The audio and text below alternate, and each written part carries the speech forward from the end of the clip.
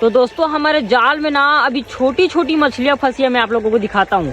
Guys ये है हमारा मछली का जाल और इसमें ना छोटी छोटी मछलियाँ भी आई हैं। और गाइस इसमें ना रात को बहुत ज़्यादा मछलियाँ आता है।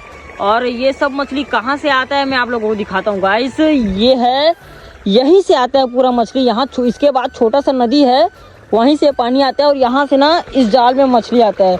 अब गाइस अब इसे ना सीधा मैं रात को आके देखूंगा कि इसमें कितना सारा मछली है। और गाइस मेरे चैनल को सब्सक्राइब, वीडियो को लाइक करना मत भूलना।